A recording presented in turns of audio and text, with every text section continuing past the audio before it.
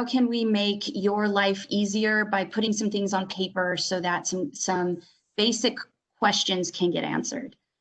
So today's agenda is supposed to kind of lead us in that conversation, and we probably will hit some points in and out as we move through. So again, if you need to learn how to raise your hand, you'll see a little guy at the bottom of your screen that has 3 lines.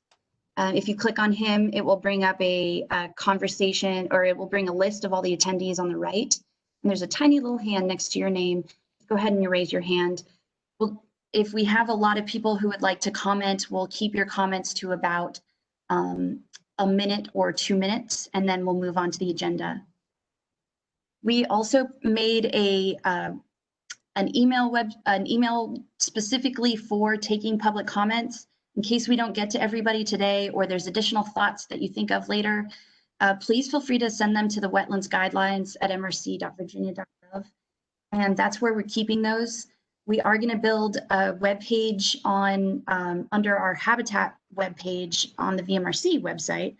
That's going to have access to all of the public comments. So, you know, we've already received some really great official memos from a few localities that I think would be great for everyone else to see. So those will be posted on the webpage as well. Today's meeting is being recorded, so if you'd like to go back and listen to it, that will be on that page. And then we'll also have minutes for you to view as well. Okay, so I can't see when your hand is being raised, so Mike is gonna let me know if I need to stop. As we're moving through, I'm going to be taking notes. And what I wanted to start with, and I'll make it very quick because I think almost everyone here has seen my presentation. I've presented it at a number of places already, but I wanted to just set us up with why we're here and what our goals are. And this was a presentation that I recently presented at the CCRM webinar, so you may have seen it. I'll go a little faster than I did at the CCRM webinar because really today is for you guys to speak and for us to listen. But we are here today because 2020 legislation enacted a few amendments to the Code of Virginia that was specific to the way we manage wetlands in Virginia. And there were a lot of legislative actions that covered the coastal zone in general. So a lot of people on here are going to have to also be managing the buffer. But today, at least for my presentation, we're going to talk about tidal wetlands. But I know in the long run, we're going to need to start discussing how do we incorporate wetlands boards reviews and CBPA reviews, especially when it comes to promoting living shorelines when there are existing trees and sea level rise. So we have a particular agenda item for that today. But the 2020 legislation was really built off of what started in 2011. And in 2011 was when the legislator defined living shorelines and put it in code, and also told us that living shorelines are the preferred method for shoreline stabilization. So we've had a preferred method of living shorelines since 2011. However, they strengthened that, they gave it teeth in 2020 by saying that is now the default method for stabilization. So also in 2011, they asked VIMS to do a study of tidal shoreline management in Virginia to recommend methods to streamline regulations and encourage living shorelines. And give us recommendations to provide for the sustained protection of tidal shoreline resources. And as such, as everyone here is probably familiar, we developed the general permit for living shorelines. So the general permit 1, which is for your softer, lower energy areas, and your general permit 2, which is for a little bit of your higher energy and includes, you know, rock sills, things of that sort. So the 2020 legislation now calls living shorelines the default approach to living shorelines unless the best available science indicates the site is not suitable for such methods. It also requires that all wetlands applications include a statement indicating whether the use of a living shoreline for shoreline management is not suitable, including reasons for that determination. And those reasons would need to be based off of best available science.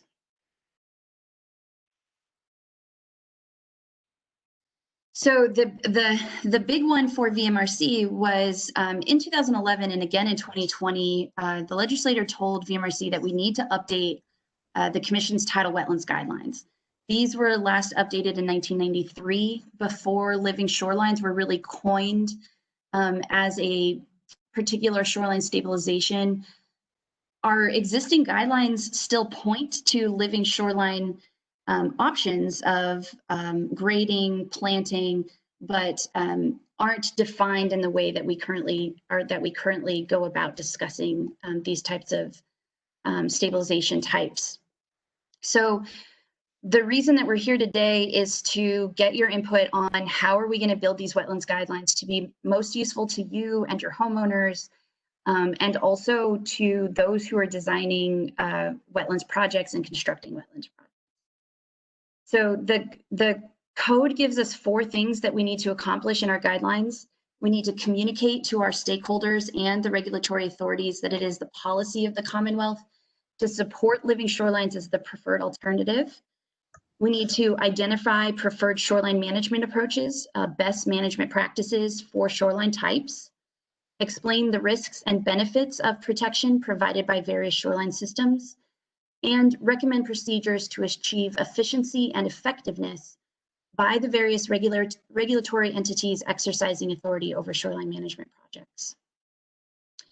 Then it also slips in one additional need into the guidelines, and that is starting to manage for sea level rise and coastal hazards, including minimum standards, including putting those minimum standards in our guidelines. So currently, the Commonwealth as a whole, the environmental agencies are working on getting standards together that are going to choose which model we're going to be managing to for sea level rise.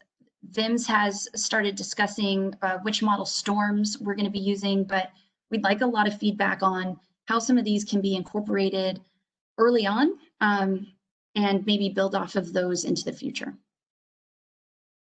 So here we are, where we have our 4 workshops. The 4th one may actually, maybe we're going to go ahead and strike that one out of request and incorporate it into the September 9th. So on September 9th, we're going to be discussing sea level rise in addition to minimum standards for the use and development of wetlands. We're going to discuss how to communicate best available science, how wetlands boards would like us to communicate to them, as well as how they would like to communicate to their stakeholders. There are a number of updates on the CCRM website and a new decision tool, a self-guided decision tool, which I would really love to hear feedback on for those who have used it, and how we do, or how this can be incorporated into the guidelines. So I'll be asking that later. And then just a and I know a lot of people have seen this data, but so this is data that represents what's been going on since 2011 and the applications that we've been getting. So there are obviously a lot of things that choose whether riprap or living shoreline is practical in these cases. So this is a very broad look of this data. But so in the red, you can see the total miles of riprap that has been requested through the JPA process since 2012. Black is the total miles of bulkhead, and yellow is the total miles of living shorelines that have been requested since the enactment of the 2011 legislation. So we still see that riprap is king. And in some cases, it's probably, in most cases, some cases, I'm not sure, riprap may be the best stabilization method for that case. But I think the interesting story here, at least to me, is that we see that bulkheads were the #2 choice for stabilization, and we've moved to at least living shorelines taking over a lot of the requests for bulkheads. Would this be something? This would just be one way to track the progress over time. Here's just one other quick way to look at it. In total, since 2011, our requests for bulkheads have totaled 59 miles. Our requests for riprap have totaled about 89 miles, and living shorelines about 54 miles. So bulkheads and living shorelines take somewhere around 0.3, while riprap seems to be king. Okay, so that is going to be my presentation there. Does anyone have any specific questions really quick related to that? Or should we just move forward?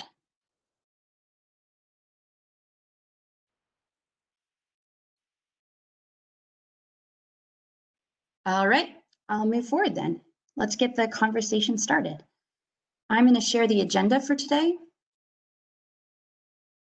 And I'll be taking notes as people are chatting. I'm hoping most of the panelists were able to log in. I think Summers is still in the background trying to help some people. So the first question, which was kind of, the code didn't tell us we needed to do it, but I feel like it's important for when we're training new people, when a homeowner wants to know what they can do. What are some things that you would like to see from a field guide perspective in the guidelines? What are some questions that don't get answered in a lot of the documents that we have now?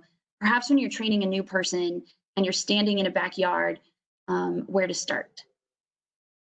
So I will go ahead and mute myself, and maybe I'll just open the conversation and see if Dave would like to start, and then go from there.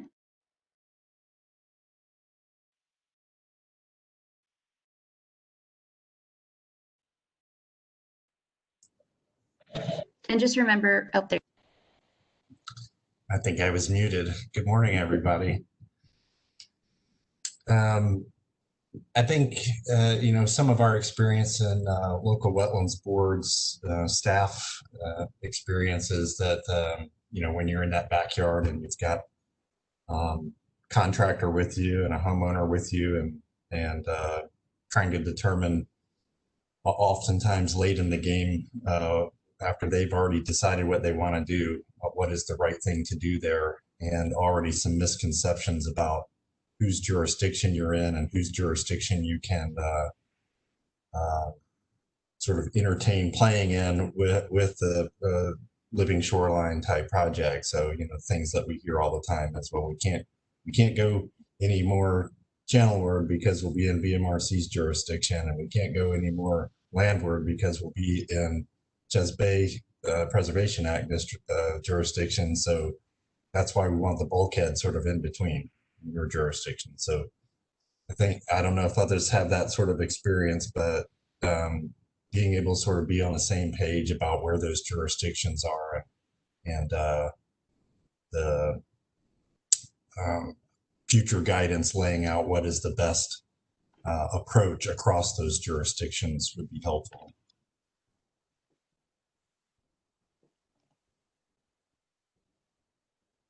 Okay, thank you. Yeah, I agree. I mean, that seems to be the biggest one, which the secretary has really asked us to be better at communicating. And that's actually also why Justin Williams is on the phone here today too. One of his tasks at DEQ is to start seeing if we can start, I guess, thinking along the same lines and being consistent with our messaging between the CBPA and the wetlands boards. So if there are specifics, please bring them up. I know Seamus deals with trees all the time. Other people may deal with other things, that seem to be barriers in one place or the other. Anyone else? Rachel, this is Justin Williams at DEQ. I just wanted to add and echo that.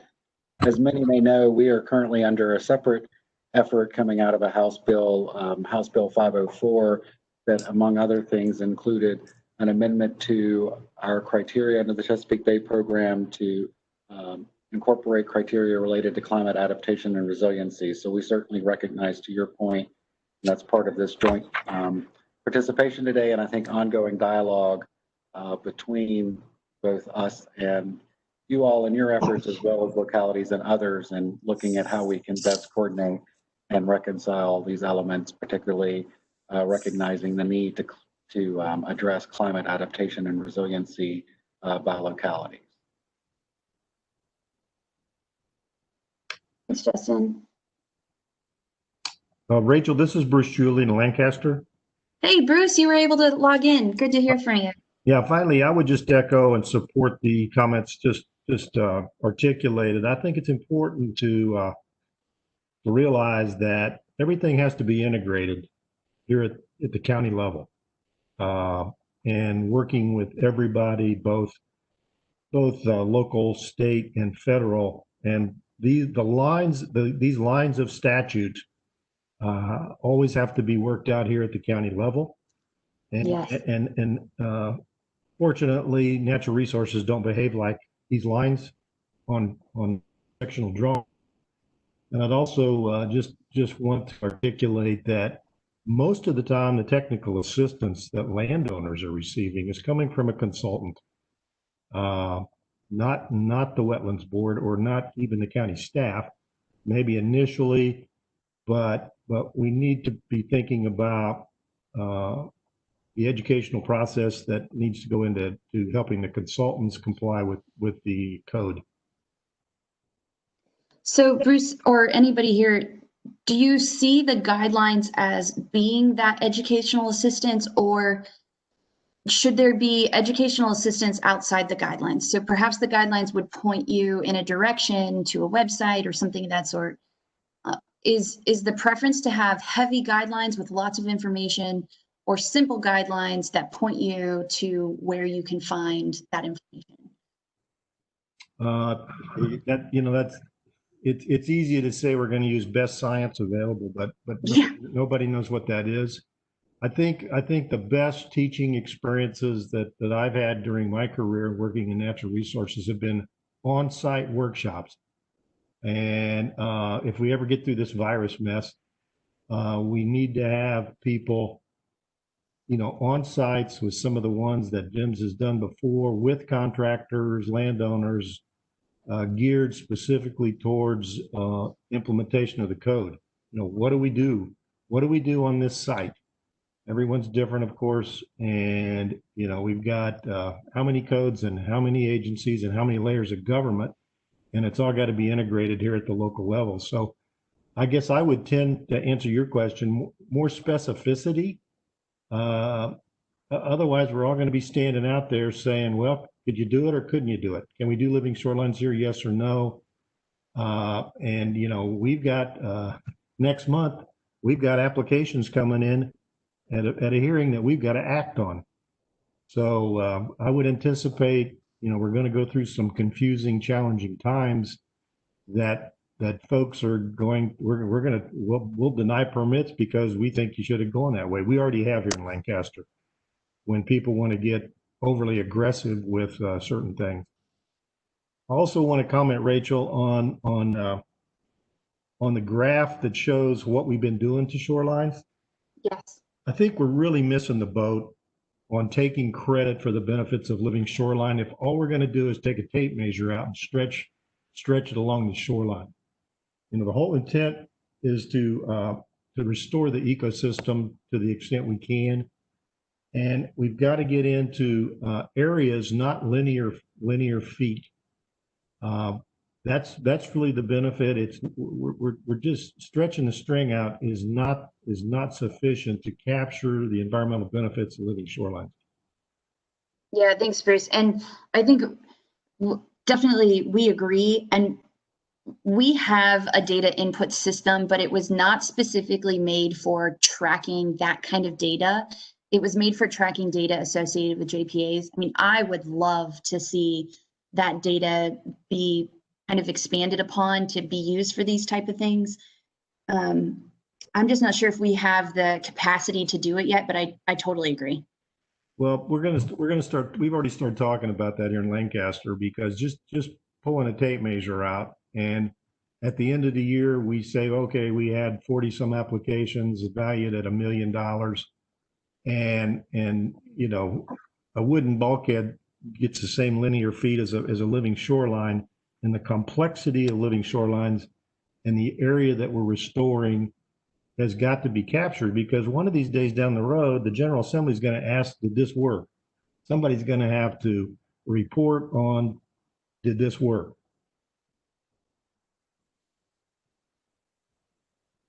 Thank you.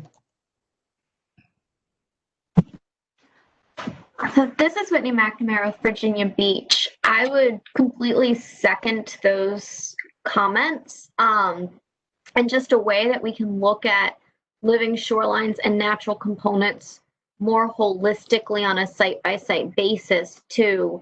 We have a project that went to the Wetlands Board this past month, and all they were trying to do was restore wetlands on the site, but part of that, they needed to restore tidal flushing to a cove.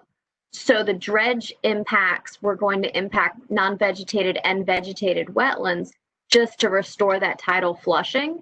And their in lieu fee was over $25,000 to maintain their wetlands on their property and keep that area functional.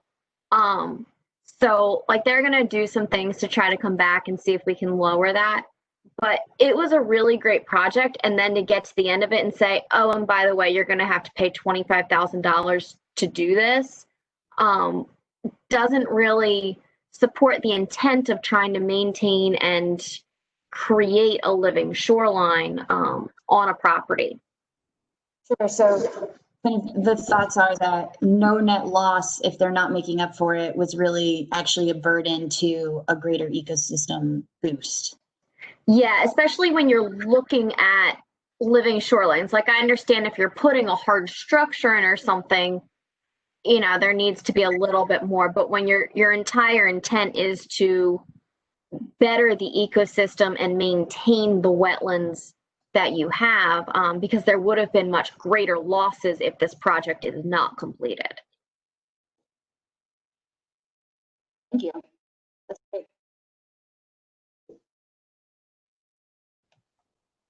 This is Bruce again. I think one other thing I just want to comment on in this particular part of the agenda is that, well, there's going to be some bumps in the road here.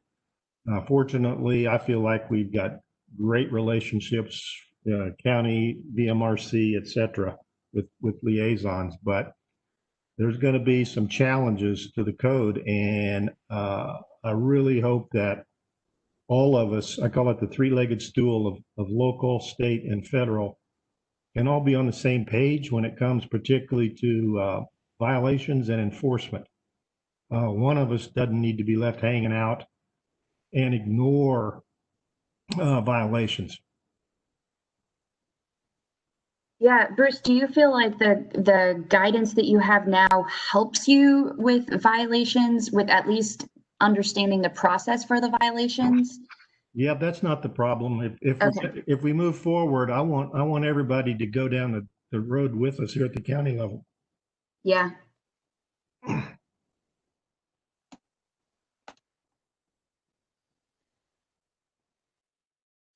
Okay. Let's go ahead. Any other panelists? Would any other panelists like to chime in? This is David Imbergia again. I'll echo the others' comments as well, but I wonder if folks would find it useful. Something that we use quite a bit out in the field for our Chesbayak confirmations is what was created by DCR CBLAT at the time, now under DEQ's CBPA guidance. Is, you know, a document like their, for example, the non-tidal wetland guidance. And it's got, you know, sort of some discussion in there. You can print it's like 2 or 3 sheets. It's got some discussion at the front end, and then it's got graphics that are sort of capturing different situations, and basically everybody's looking at the graphics and they're standing in the field saying that everyone agrees that we're looking at the situation in figure 2B or 3A. And because everybody's sort of on the same page, it's easier to move forward with what's the you know, the regulatory and decision making in deciding what is the best action on the site. I feel like a guide like that could be helpful. Yeah, That's great, especially if there's already a one that is something we can base these guidelines off of. Thank you, that's very helpful. This is Bruce, and lastly on this topic, I would also say any guidance we have clearly needs to be right up front with the landowner about the risks and maintenance, potential maintenance costs, and those kind of things. First thing, the landowner, how much is this going to cost me?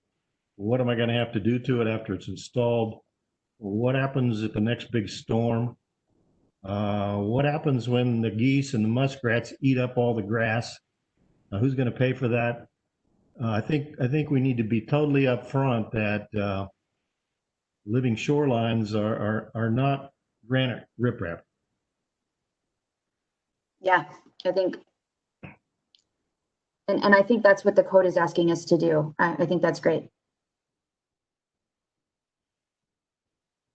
Okay, let's go ahead. If we don't have any more input from our panelists, let's go ahead and open it to the public. If you could, when you raise your hand and Mike lets you in, if you could tell me your name and who you're representing. If it's just yourself, that's great. And then we'll make sure we get you included.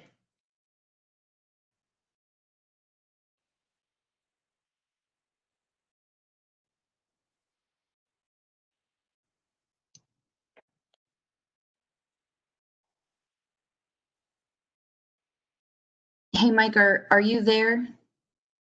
Yeah, I'm here. Okay. I'm not sure, maybe the attendees. Oh, here's one. Skip Styles. Hey, Skip. Hey, how you doing? We can hear you. Oh, great. Well, thanks. This is useful. I just wanted to chime in about the contractor training that was issued. That is a critical point.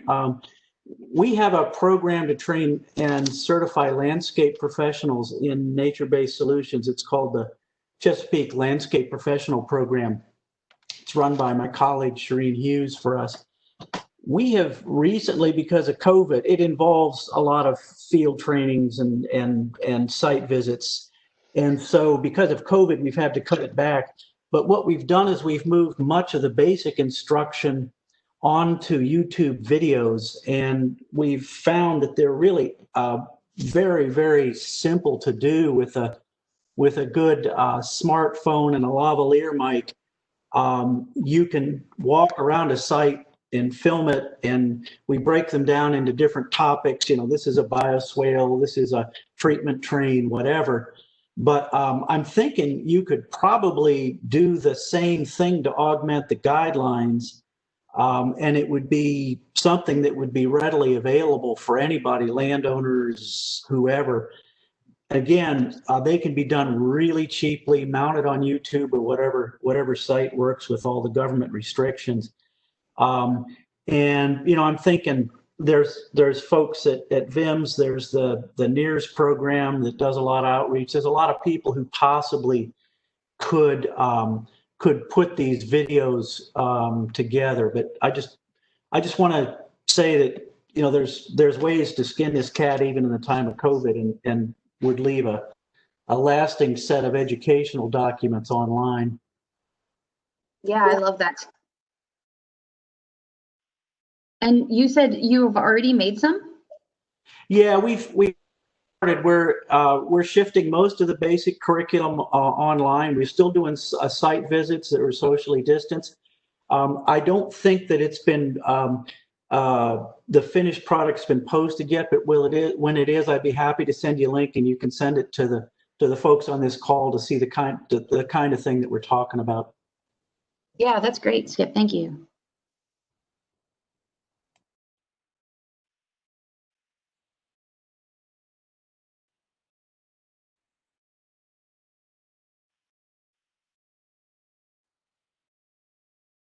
All right. Is that everybody that you see, Mike?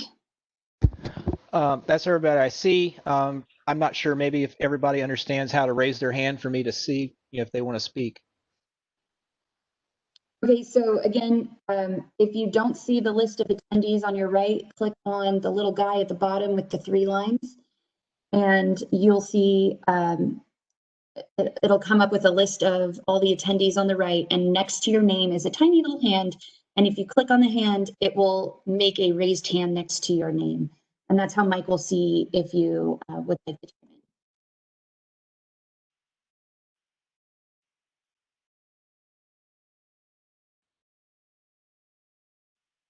All right, let's move on to the next one. The fun one, factors for reviewing sites suitability for living shorelines. So we, just to preface, we have some of those established for smaller living shorelines in the general permit.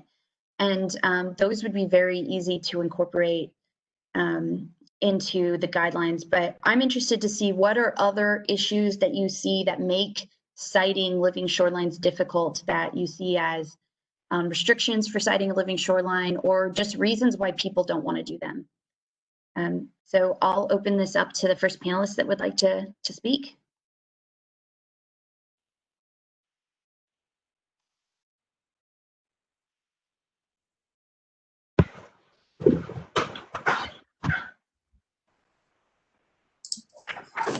Hey, this is Seamus McCarthy with Norfolk.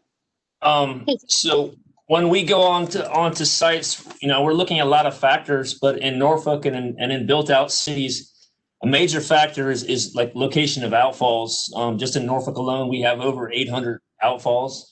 And I've had situations where at first we were recommending a living shoreline and then looking at the outfall, which goes from the nearest roadway. And so in some cases, it could be a significant amount of fresh water, carrying all sorts of waters on the street and nutrients and pollutants out, but right adjacent to it. So, and I know that's one of the things that VIMS doesn't look at in their comprehensive map viewers.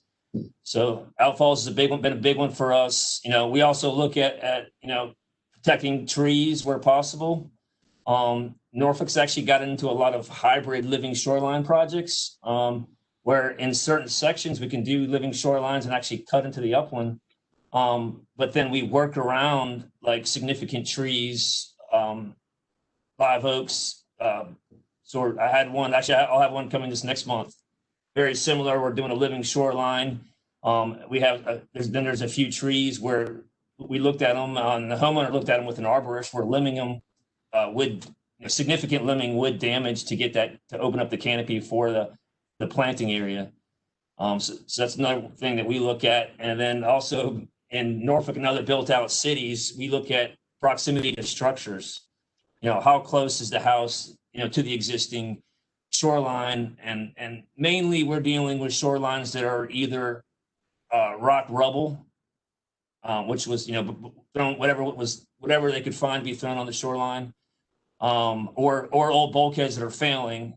And then so we go out there and try to find the best solution, but looking at all the variables, besides fetch and your orientation, everything else that VIMS kind of looks at. And the height of the bank is always a big one too, in relation to the bottom.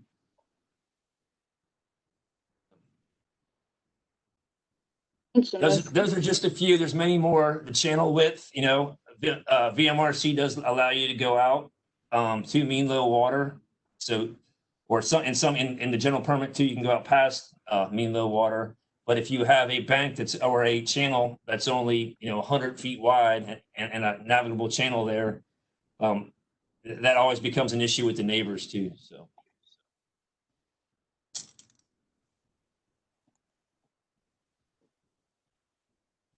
Thank you. And a lot of these we talk about, but haven't, and they're on paper, but they're in paper in lots of different situations. So that's the goal, is to start hearing what you hear so that we can start to put these in paper on one place. And this is Whitney from Virginia Beach. To add on and not really duplicate this, I would say another point to reiterate again is proximity to upland structures. We get a lot of that. But in addition to that, we have a lot of areas that the developments were done with canals for boat access for the properties. So the canals are deep enough for boats to go through, so you're getting boat wakes. The lots are usually pretty narrow, and the channels are relatively deep. So we have a lot of bulkheads in there, and they're old bulkheads. These were lots that were, developed in the 60s and 70s, so they've been bulkheaded since they were developed. So we do get a lot of failing bulkheads that are coming in for replacements, and just due to the actual channels and everything, is really difficult to do any other type of shoreline protection. And then the other thing that I would add that we've run into several times is not just fetch or orientation, but V-zone flood zones on some of our interior areas along Lynnhaven River, which those are the areas that FEMA's mapped that would experience wave heights of over 3 feet. So in that case, we really need to look at how they're developing things. Does a living shoreline work, or is that vegetation just going to get chewed up every time there's a storm event? And then in the southern part of our city, instead of the regular coastal tides, we have wind tides. So you can have a sunny day flooding with winds out of the south, and those yards are all underwater, even if they already have a bulkhead. So the people down there are really looking for something that's going to help them elevate and raise their yard a little bit and provide a little bit more flood protection, because they're really low-lying lots.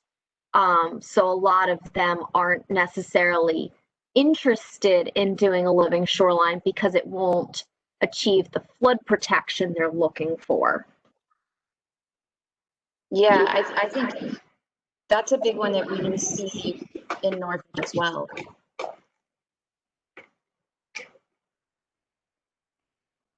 And that's where the importance of CBPA and the tidal wetlands, I mean, that's really where it hits home, is someone just trying to protect erosion. And when they want to protect their home from flooding and flooding in the future, how do we incorporate that into both the CBPA and the wetlands guidelines?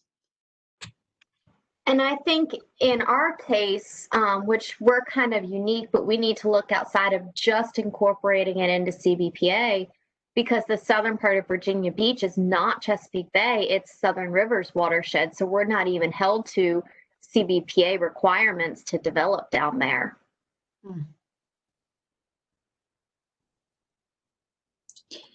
When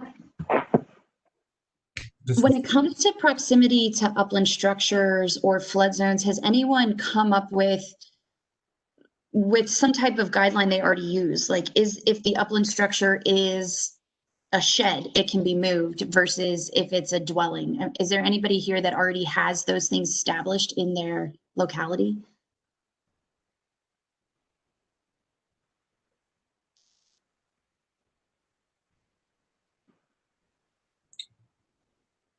I know Hampton doesn't. This is David Bergia. I think that, we're always trying to be careful about, what type of liability we might be in if we were saying grade to bank close to a structure. So, and I know in the VEMS guidance, it says, I think when you get to that point, you're kind of looking at how close the structure is, consult an expert. And so maybe to Skip's point, who is the expert? Who are we going to refer to? And so the folks that want to do, like in Hampton, they'll point to the bulkhead project that Whitney was describing on a very narrow, deep, dredged canal. They were issued a bulkhead permit there, and we got folks over here that aren't in that same situation, but they point to that permitted bulkhead and say, see, other localities are giving their citizens bulkheads when they want them, and so we need to and we all know there's a big major difference between those two settings, And so you've got an uphill battle to go in and say it's not just that they were issued a bulkhead permit. It's the situation. It was suitable for something other, than a living shoreline there.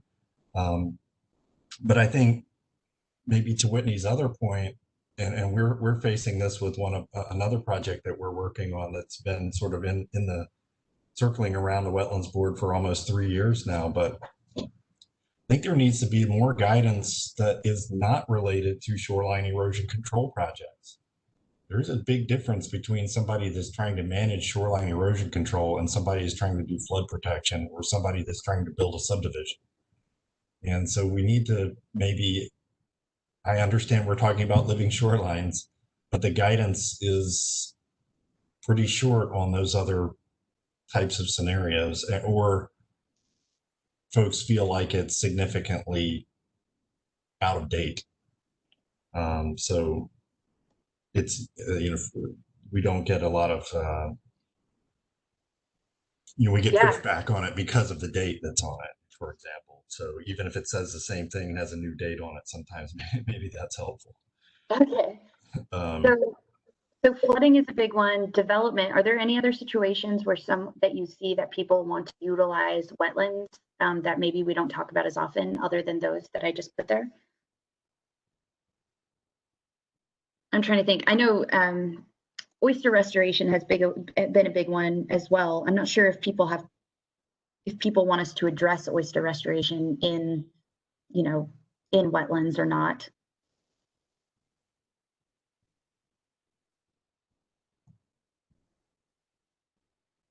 Haven't been seeing that as much in Hampton, but I know in other areas that's true. I guess this is a good time for me to talk about what is concerns coming from our city leadership about these kinds of scenarios. And they're really looking for, to our point and Whitney's point too, that the property owners are looking to protect their land and their property. And there's still a strong opinion out there by a large majority of folks that hardened structures do that better. And so the concern coming from city leadership is that somehow in the guidance we should have some sort of clear consideration or allowance in certain circumstances for residential homeowners who already have a hardened shoreline seeking to repair or replace that hardened shoreline to be able to do that instead of a living shoreline. So that's sort of, again, this stigma out there or belief out there that the hardened shorelines in some way give the homeowner, meet that goal better than a living shoreline does. So one of the other points is, how do we, in trying to address sea level rise, how do we sort of look at that transition into the yard and into the upland, and how tall, how high, what is that bank height that should we be saying is appropriate for accomplishing both of those goals? One is shoreline erosion, the other one is trying to give a little bit additional flood protection. So, and then if it's too high, and there's no transition, is everything that we worked towards going to drown in place because it doesn't act? We want to still maintain an ability for that migration of the wetland landward where it's appropriate. Yeah, that's something I haven't seen a lot of guidance on, is how do we design a living shoreline to withstand sea level rise within 40 or 50 years. So that's going to probably be changing your elevation and things of that sort. And I don't have that answer, but it sure would be great if they were in the guidelines. And a more basic question that we've had a lot of questions raised about because we can't find a clear, concise answer. would be, what is the appropriate slope for a living shoreline? And there might be multiple appropriate slopes depending on how you're designing it. But if we can get some sort of clear, concise guidance on that, then that helps us really evaluate a property to say, well, this property, it's not going to work because the house is too close. Or this property might actually be a good candidate.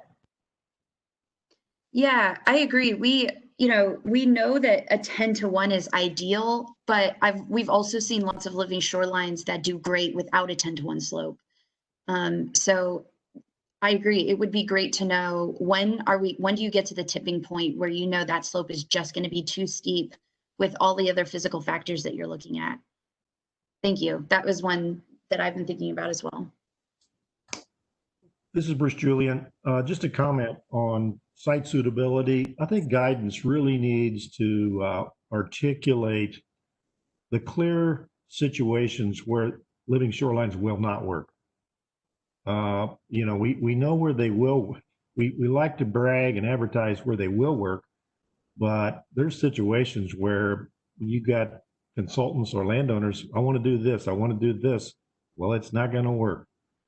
And it's going to, in fact, create a bigger mess than the person has at the point. So, we know where we kind of know where they will work, but where they definitely won't work, I think we do just as much service to people telling them you ought to consider these things, or even materials that aren't even going to last 5 years or 10 years. So I think the guidance, I get concerned about, we come up with new BMPs or conservation practices, and this is going to be the silver bullet to solve everything. And I think we need to be realistic with particularly the dynamics in sea level and all the changes that are happening. That's where the landowner really has to sit down, and do some risk management. So I think let's be clear about where the practices are not going to work. Thank you. Yeah, thank you. Hey, Bruce, I would jump in there too, because we had a similar comment that we made back to BMRC, and I think it's maybe a little bit more nuanced, which is that I think we all, if this is where we want to go, and as a state we've decided that this is important, as you can tell, we've continued to advance our thinking and what goes into the legislation and guidance, and it feels like this is where we're going. But that's a good thing, and we want for our citizens to be confident that what we're saying will works, and it doesn't do any of us any good to demand living shorelines in a spot where it will fail and be demonstrated by the detractors that see these don't work. So it's not just where it won't work, but where how do we help ensure that where we are putting them, that we're going to be able to demonstrate great success, because those success stories can sell more citizens and consultants on doing them than I think what we have so far. So we want to, that was part of our comments. Is there a way to sort of accelerate and incentivize by making sure that the ones that we're permitting are going to be successful? Absolutely. A good site sells 10 more. A bad site or a failed site probably wipes out your next 100. And everybody points to the failures, not the successes. So I totally agree with that. Also I need to tell folks that I've got another commitment coming up here. This is Bruce, and I really appreciate the invitation. I think these things are really good to share ideas. Ask one question. How many wetland boards do we have in Virginia? Oh, Bruce, I wonder if Randy can answer that. I'll take a stab at that. This is Randy. Okay. It's in excess of 40. I want to say 43, 44, 46, somewhere in that number. Don't hold me to it, but it's in that ballpark. Well, this is the point I want to make here, is that, we don't have to reinvent the wheel 40 times. And for things, I've heard a lot of great ideas, YouTube videos, training workshops. My my request is let's do this together as much as we can, particularly regionally, maybe like the Northern Neck, Middle Peninsula, so that 40 some of us aren't trying to reinvent the wheel. Yeah, thank you, Bruce. And I think that's why we have been told to do the guidelines. I mean, because we can see that every area has different problems, but also maybe doesn't have the same thought process for evaluating those issues. And hopefully the goal will be to at least get everybody asking the same questions, so that, you know, they can come up with decisions specific to, you know, that particular project. So thank you. I know we got all different regulatory ordinances and codes as we move around, but you know, one of the things that's very bothersome is that, well, I can do that across the county line, or I can do that across the river, and that doesn't help matters. Thanks, everybody. Thanks, Bruce. Thanks for joining. Okay, if that is all the panelists, let's move on to the public and get some public input on this one.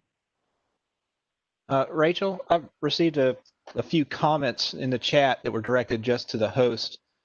Okay. From some individuals. I don't know if they want to expand upon that, what they sent to me, or they just want me to take a note of this and I'll forward it on to you, you know, what their notes are for that. But you know, if they're having trouble with raising their hand, they can also just send me a chat to the host, and I'll alert you to the fact that they still want to get on. Yeah, I mean, I think this is the bulk of our time, this portion. The rest of them will go, we've covered a lot of the other ones. So let's go ahead and let the public speak. You know, those who made particular comments, let's unmute them one at a time.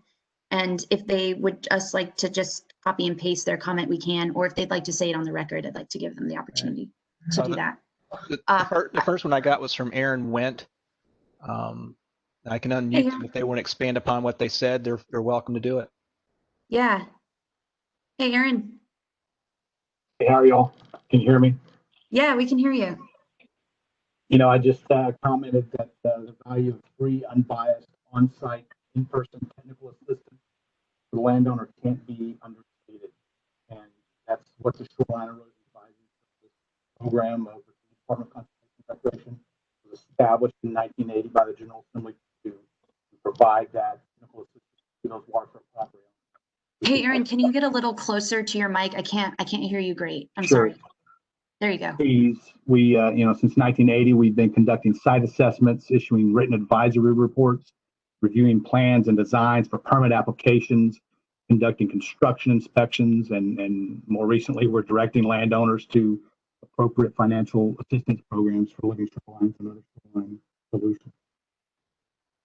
Yeah, Aaron, thanks. I know you guys hadn't come up yet, and you're such a great resource, and particularly a great resource when defining best available science, as you know, someone who will come out to the site and really write a great report. So thanks for saying that. To everyone, that was Aaron Wendt from Department of Conservation and Recreation's the Shoreline Erosion and Advisory Services, and their goal in life is to specifically come out to sites and give recommendations, written technical recommendations, and also help people with funding.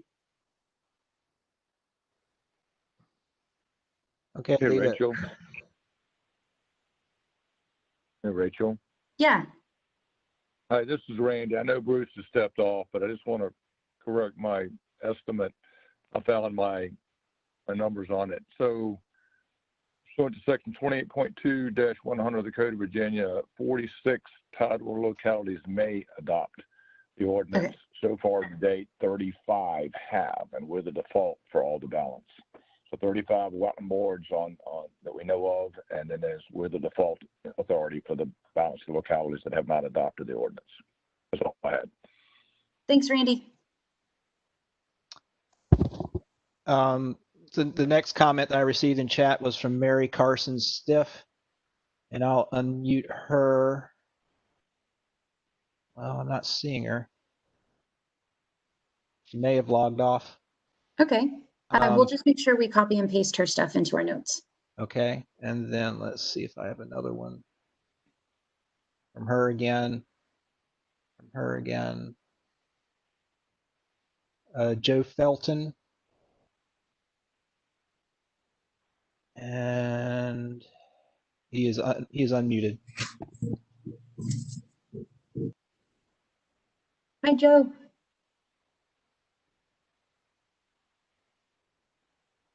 Hey, Joe, are you there? Hey, yes, I'm sorry. This is Joe Felton with Whitman Record. I've been managing kids in the background, so I was trying to appropriately determine a good time to speak. But one of the things that was mentioned was the sloping of the living shorelines and what slopes would be appropriate.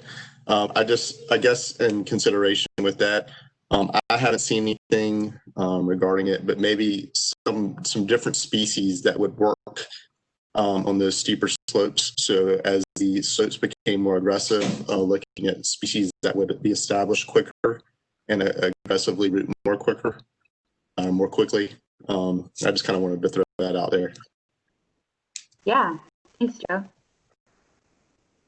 And that also, we'll get an opportunity to talk about like other best management practices and some of the creative stuff that maybe we can incorporate into that as well. Thanks for your comment. Yeah, thank you. Mary Carson, I believe she had a commitment at 11 o'clock, so I'll take a note or catch up with you after the meeting and relate everything she had to say. But she says she works with Skip Stiles at Wetlands Watch, so he's probably pretty familiar with a lot she has to say as well. Okay, is Skip still on? Yeah, Skip is still on. Okay, feel free if you guys would like to just email our Wetlands Guidelines MRC, with your comments. Please feel free to do so. We'd love to hear from you. I've got Joe. I'm going to mispronounce his last name. Reiger. Hey, Joe. Hey, Rachel. I had a couple of suggestions things that we've run into in the past. I don't know if you, especially that specify the amount of erosion that would warrant a living shoreline. So we've had discussions with different localities about is the site eroding or not, because the general permit is very general, so it gives some latitude of what the erosion actually is. So, I don't know if it would warrant putting a measurement on that. We've also run into sites that have active erosion, but then hard structures split on a site. So, how to treat that. So if you have, a little bit of riprap, like a revetment with a wetland, and they're both co-located at a single property, and then you want to do a living shoreline across the entire property, there becomes a discussion then, is this actually a general permit or a regular permit? Because you're now putting a living shoreline or a wetland in front of a hardened structure, even though the other side of the property you are addressing erosion. So there may be some type of, if there's over half of it is eroding and there is some hardened structures, that you could still be allowed to use the general permit for that type of work. Maybe some guidance on dock height with wetlands. We get this a lot. Either if you're building wetlands or if someone wants to put a dock in, exactly what the height needs to be at, and is that from ground level or top of plants, or different materials that might be able to be used that would be able to lessen the height of that dock. So if you have DQ, I know has a fairly complicated factor for determining shading, so maybe some easier factor to determine the shading of docks. And then someone mentioned about the slopes. It might be good examples of different types of materials that have been used to address steeper slopes. I know Seamus has been working, and I think Virginia Beach had some like Fleximat material, and I think there's other materials that are coming on the market. So even just examples of materials that could be used so that people can pull from from like a catalog of different potential products. I would suggest you address oyster restoration in these regs, because I do see that they're either co-located with a lot of these wetland projects, or if they're a single oyster project, just to verify, how they fit into this new guidance that's coming out. And then two last things: sill height. I don't know if you want to give a recommendation for sill height to account for sea level rise, or recommended sill height. So, we have our sill height now, but what should it actually be if we're trying to protect a marsh for the next 20 or 30 years? And then I think it would be great to have some type of document. Someone mentioned about failures, identifying factors that contribute to failures. So, we know that sites fail, but a lot of times we haven't documented why they fail, and have that type of information out so that we don't continue to make those mistakes. Yeah, those are all great. Thank you, Joe. We would be happy for you to write any of those things you've learned, and if you have particular factors that you've seen that just haven't worked for you, it would be great to get those, in an email or something, so that we can start incorporating those for the people those who are actually constructing the projects. And again, in the next couple of workshops, they will be a little bit more focused on some of those technical details, but not everyone's going to make everything. So if you have lessons learned, please email us so that we can make sure we incorporate those. Okay, Skip Stiles actually has his hand raised. Skip. Oh, yeah, I was going to tell you to talk to Joe Rieger. Perfect. One of the reasons is that the question was raised about impact of storms and heightened water and the rest, and I know that Joe's the ERP Elizabeth River Project's Money Point Living Shoreline went through one of those big hurricanes, and Joe and ERP have a lot of experience because they have older living shorelines in also City of Norfolk. There's a lot of sort of documented stuff around that. There was also, I remember, a failure of the one of the early living shorelines in the northern neck, the property that Longwood College owns. One of the storms nailed it. It'd be useful to go in and look at that vis-a-vis what Joe just said, looking at some of the failures to try to document what went on. And the issue of accommodating for future sea level rise is going to be a tough one, because if you build it in on the front end of the permit, you're going to get sills that look like something that the Corps of Engineers created on a navigational channel here in Norfolk. It's going to be big blue rocks. Yeah. But someday you're probably going to need something that high. So I don't know. I don't.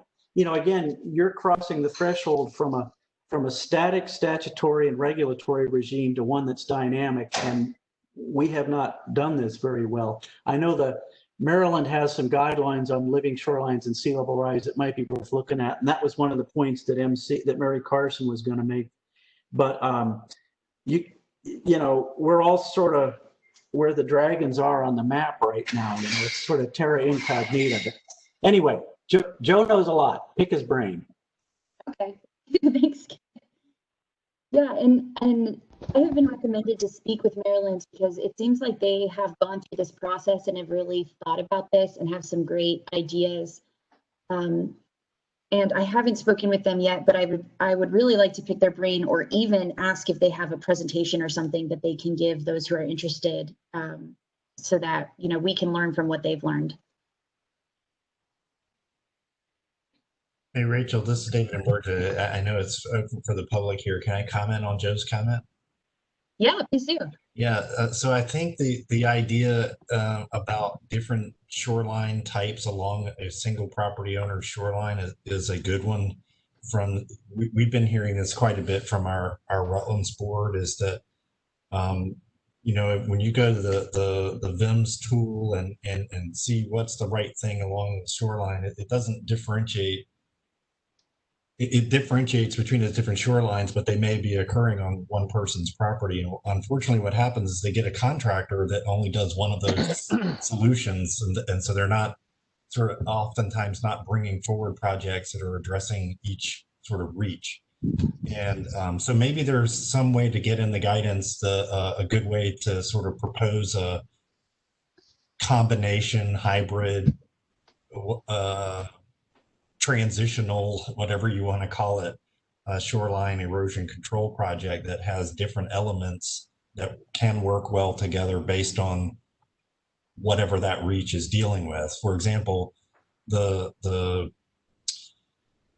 portion of the property that's facing the boat channel where it's likely to deal with boat wake is different than the cove up close to where the house is built. So, you know, those are two different kinds of shorelines on the same property, and they really need a different kind of approach for shoreline management. So, but we don't typically see that. You get one contractor, he does riprap, and that's what he wants to do for the whole shoreline, and they don't want to entertain sort of that, you know, and maybe not even sure how you would get both of those kinds of treatments in the same project. So, yeah.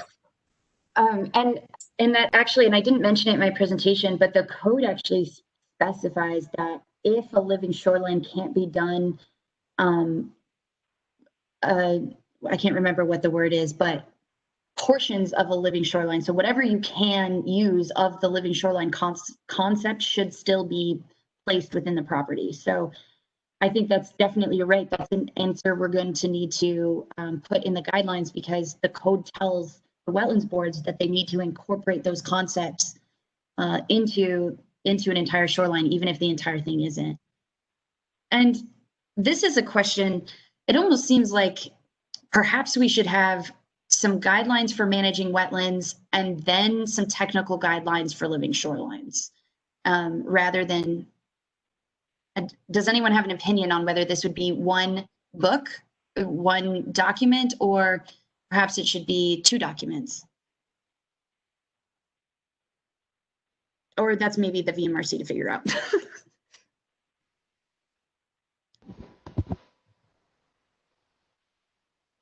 Joe Rieger sent me a quick chat saying he had one last question comment. So I'm going to unmute him real quick before I move on to other public comments.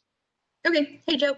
Hey, one other thing I just wanted to bring up is, you know, I've been noticing North Carolina living shorelines look much different than Virginia living shorelines. And so I didn't know if this guidance should address just putting structures in front of eroding wetlands and not backfilling with sand. So some guidance on that, because, you know, we run into situations where we can butt it right up against the existing shoreline eroding away to protect it, but we don't add sand behind it.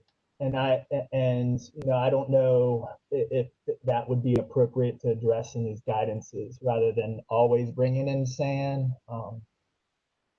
Yeah, that's a big question. I know in Suffolk we have that question a lot, where we have these really big bluffs and eroding wetlands, and people want to put sills or breakwater sills, something in between.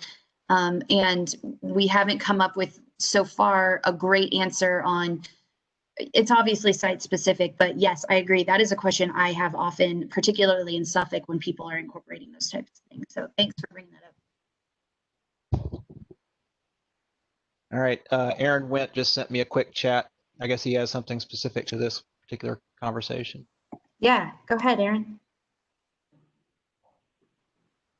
No, I just asked if there's a way for attendees that are on the phone only, how do they raise their hand to make a comment? Oh, okay. Sorry about that. Oh, so I don't know. I don't think there's a way for you to particularly raise your hand, but what we can do at the end, thanks for mentioning that, once we get through everybody, we'll unmute the phone people and then allow them to speak up. Thanks for reminding me to do that. The next person is Allison, and I'm going to mispronounce your last name. Ishel. Hey, Allison.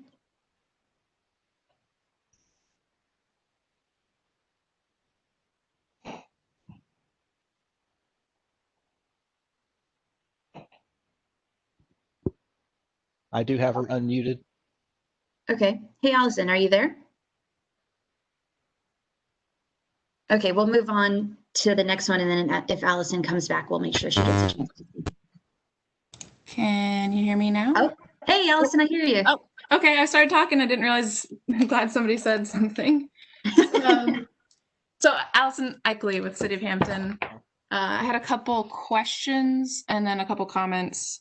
I'm not sure if our legal attorney has managed to join yet. She had another engagement, but from her reading and our understanding currently of the law, it seems like the update requires VMRC specifically to require living shorelines as the default, as kind of described earlier, but it doesn't say that within the code that pertains to local wetlands boards. And we would really like to understand, because based on our reading, we do not have to require living shorelines as the default as a local board, unless these new guidance kind of address that specifically. So maybe it's a mistake or oversight within the writing of the ordinance or Senate bill. But that does seem like a strange thing that's there that we see that might be an issue. Another kind of question is how would we understand, when I just started with the city, I believe I heard that there was a kind of a conflicting report from DCR versus VIMS about the suitability of, what would work at a site. And it would be interesting to me if we could address kind of, so I've heard this question of best available science and who has the best available science. And so obviously these standards should have some of it, but then who's kind of qualified or who is, or what would we need to say is somebody has kind of more the expert knowledge to kind of say, well, no, in this case, this thing actually is what matters here, and this is what overrides. So kind of is it C's and their inspection, or could an engineer do that, or is it just the local wetland board makes the call every time, or kind of maybe some guidance addressing that? And that kind of segues into one of my comments is I personally would love to see something about minimum plan quality. This kind of relates to consistency, I think, between boards. It would be really nice if we kind of all have a elevated quality requirement to be able to hold firm of these plans aren't designed or so that we can kind of all talk at the same level when considering permits. And then last one, which I think is maybe an elephant in the room, I'm surprised nobody's really talked about it, is cost. I think that's something that our homeowners particularly bring up a lot. And how can we consider that, especially if it is something that the local wetlands board are still able to really factor in as something to consider. And what is a fair valuation of the cost difference, or of how much can it weigh in, and how, yeah, it's just a big one. Yeah, and I think it's definitely something that everyone should weigh, but how much weight do we give it is the question. And how do we is there a way to put a metric on it? I don't have an answer to that one either, but I definitely think we need to somehow give guidance on that. Yeah, and I've seen where the cost evaluation came from somebody who doesn't do living shorelines. And to us, it seemed like the evaluation or the cost was not necessarily representative of what it would have cost. So really being able to be a little skeptical or having a fair comparison to begin with would be nice. If there's like a ballpark of in the guidance of, generally in these sorts of conditions it should cost, or that probably is too specific, but some sort of thing like that. Yeah, thank you. And Allison, if you come up with something, all of these, just to reiterate, please, if you have specific ideas related to these kind of overarching concepts, feel free to email them to the wetlands guidelines, so that because we're all on the same page here. This is a lot of new stuff that we need to put in here. And if you have ideas on specifically how it should be read or how it should be written, we're happy to take your ideas. Sure, will do. Thanks. Okay, the next person I have is Christina Everett. Thanks. Can you hear me? Yeah. Great. So just a few comments. I agree that Maryland DNR, I think, is helpful to look at. I do think that they provide a little bit of technical assistance that kind of helps actually plan and install some of the living shorelines, to my understanding. I've got a presentation they did at the Coastal Adaptation Work Group that HRPDC and ODU organized, so I'm happy to send that. But I guess my question, based on a lot of the inquiries that we at Chesapeake Bay Foundation get, are, is my site suitable for a living shoreline? Who can tell me? Who can review that? And I think that's, to me, an important question, that while we can talk about these guidelines, and by the way, I do think 2 documents is helpful, specific guidelines for just this. So that's kind of my vote, Rachel, to your prior question. But everything's obviously site dependent, and there's so many factors at play, and some of them at cross purposes. So to me, I think what's really important is if somebody was interested in doing this and saying, I understand that this is the not only the preferred option, but where the law takes me, that this is what I need to be doing, will it work from a technical point of view? That's guidance, not just here's a letter, you cannot do it and this is why. Many owners want to do it, but they don't know how. So I know there are specific resources. Elizabeth River Project obviously can.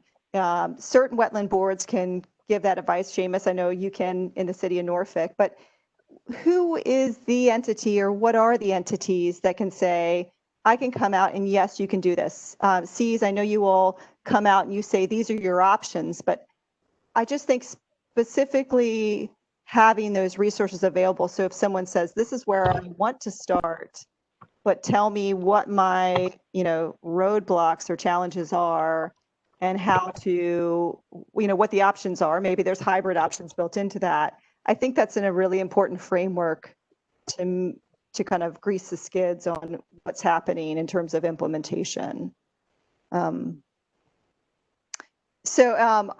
I'd want to add as well, oyster restoration, there's a lot of interest in that. I agree with Joe. It should be in the guidelines. Rachel, I'm not sure what your question was before when you said oysters, but yes, on oysters.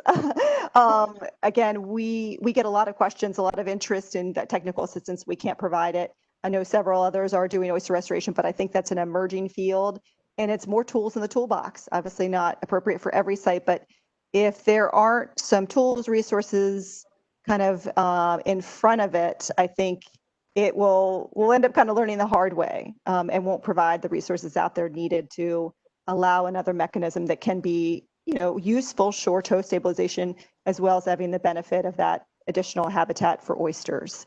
That is an important sector. Happy to elaborate more on it, but I think it's definitely an important subsection of guidance should be provided on. In terms of cost, it's interesting because I've heard, maybe Allison, this is your point, I've heard all over the board about them being more expensive, them being less expensive. So I don't know if it's possible to gather a body of information, but there is innuendo that it's on both sides. And it really is hard to understand when people are suggesting costs, is that because it's more expensive than traditional, or it could be less expensive? And I think the answer is both. So I think putting a larger context or a larger question on that topic of, can you pin it down?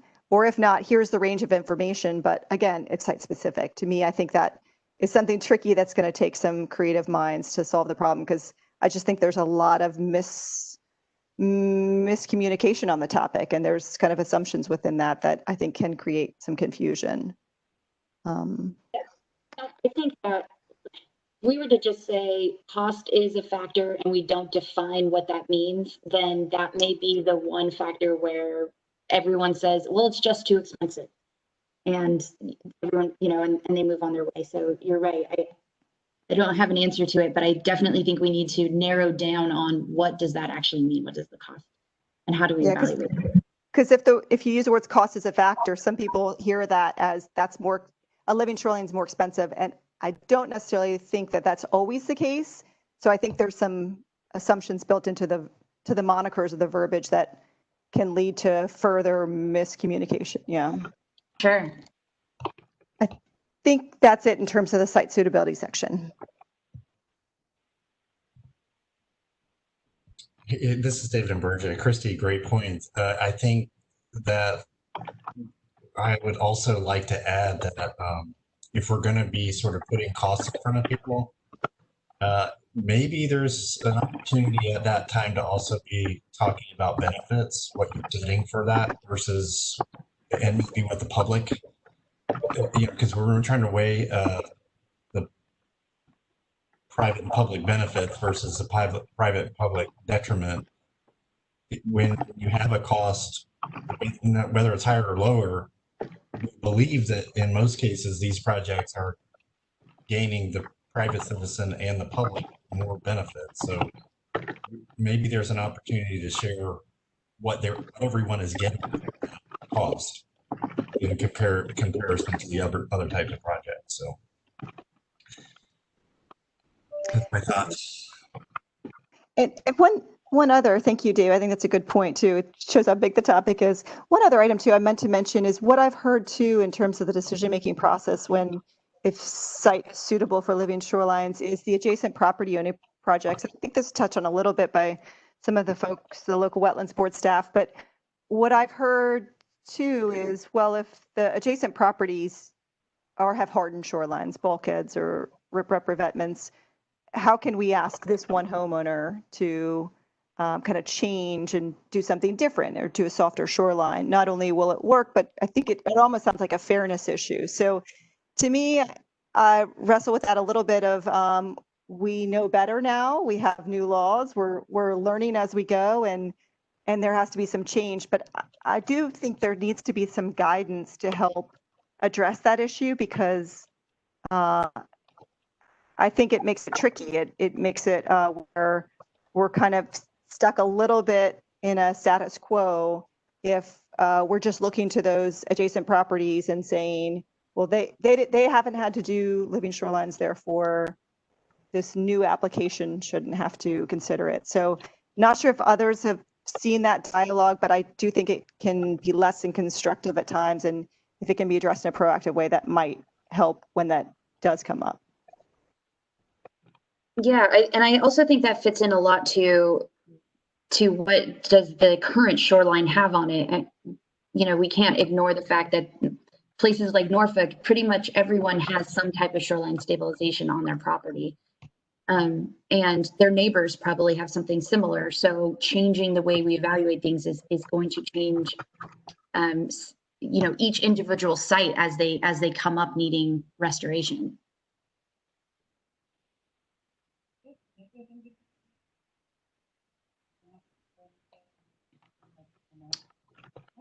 Anyone else? Anyone in the public? Usually in DC. I never go.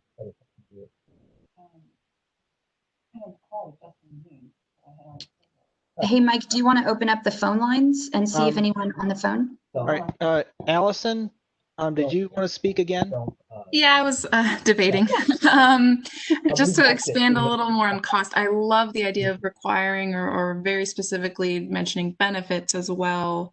And Casey says thanks. I was trying to think about the cost range idea, which seems like it would quickly, with inflation or being static, part of is not necessarily great, but maybe having something like materials or what a cost estimate for both kinds of projects would need to include minimum amounts of things to provide that fair sort of maybe you have to provide an actual bid type thing that would list all these different items with their value.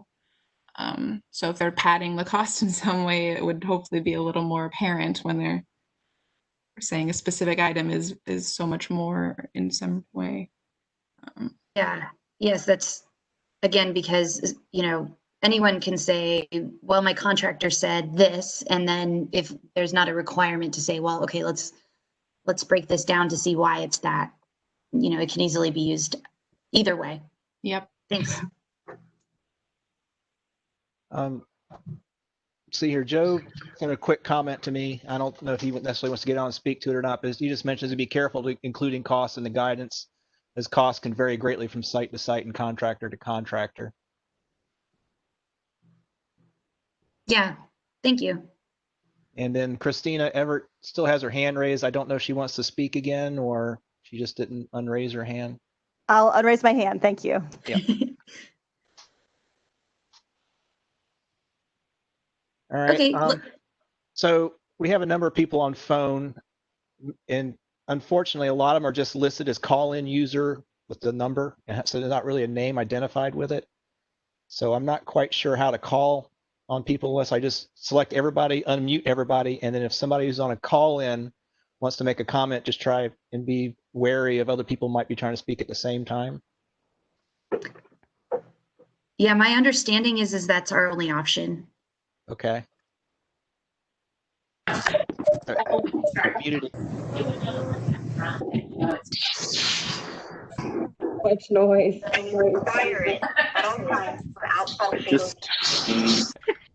That's not going to work. Okay. Hey, Shanna, are you still on here? No, but I am. Oh, Summers, do you have a great way to go about allowing? So yeah, that's exactly what we do during commission is we just unmute all the phones at the same time. It is hard, but since we don't normally have as many as you guys seem to have, so maybe you could go one by one and just ask the person. But yeah, normally we just unmute everyone and it can be, you know, chaotic. Yeah. Hey, Mike, can you just like list the last four and just say you're unmuted? And if we don't hear anything, we'll just move on to the next one. Okay, let me see let me expand the column here so I can see phone numbers. Maybe that'll work. And again, if we don't hear from you guys, please, you know, just send your emails to us if this process isn't working out for getting all public comments. Yeah, I cannot see the full phone number when I spread this out. So you'll only be able to see the beginning. They do that, I guess, for privacy reasons. So I'm just going to call on people who have names identified and see if they want to say anything. Perfect. That sound reasonable. Yep. Danielle, quick, do you have anything you'd wish to add? I don't, but thank you very much. Okay. Mike Van Landingham. Yes, I have a comment. Okay. Hey, Mike. Hi. For folks that don't know me, I work for DCR in the SEAS program, and we're available, as Aaron mentioned earlier, to help anyone evaluate their shoreline. And when we're talking about living shoreline options, or any option, we review with the owner the strengths and weaknesses of each of those options. Living shoreline options, as an example, are not maintenance free. You put it in once and forget about it. It requires monitoring and maintenance. So those kind of strategy specific items we address with the property owners. The whole idea is education and trying to give them the best information so that they can make a decision that's best for them, and also try to do it in the most environmentally friendly manner. But every option for shoreline erosion protection has its own strengths and weaknesses, and we review that with the owners. That's it. Thanks, Mike. And it might be good if you have kind of a standard list of those costs and benefits that you're already using, that we just include those in the guidelines as well. And then, you know, then they're in our guidelines, but consistent with what you're recommending on site. You know, and we can talk about it later. Yeah. You can talk about cost per foot, or I think a better way to describe it is how much a given volume of rock would cost and how many a given volume of sand. And you can get a pretty easy idea of what the big variable is how much of those volumes are you going to need for that particular site.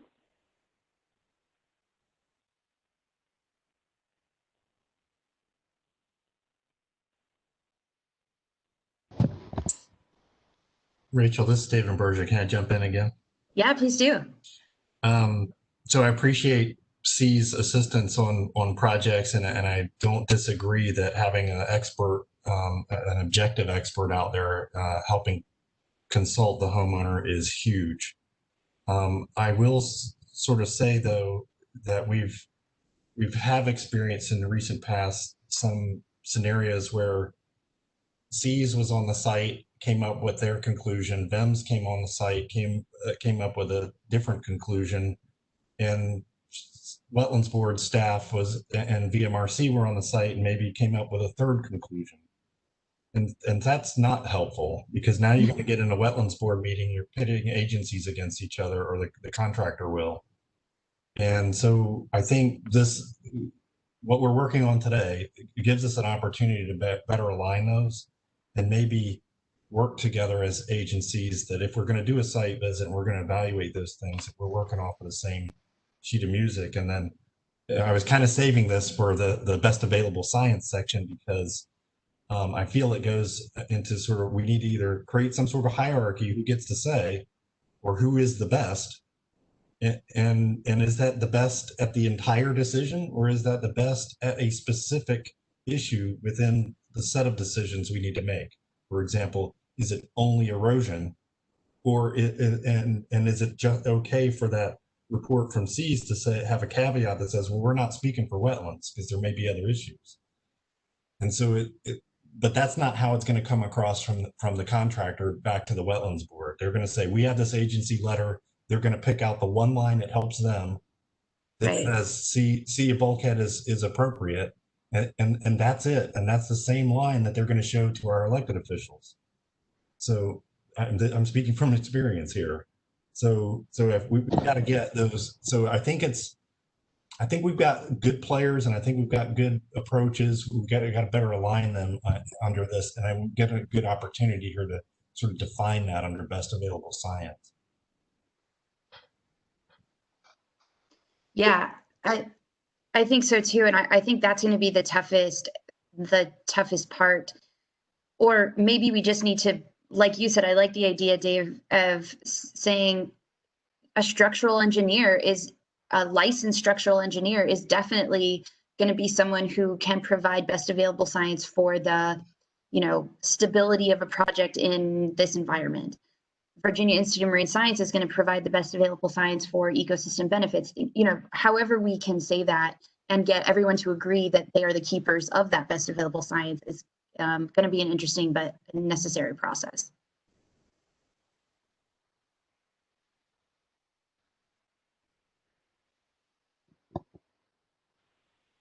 Okay, Lauren Pudva is on. Did you want to add anything, Lauren? Nope. Okay, hey, Lauren. Hi. Shep Moon. No, I'm good. Thanks. Nancy Davis.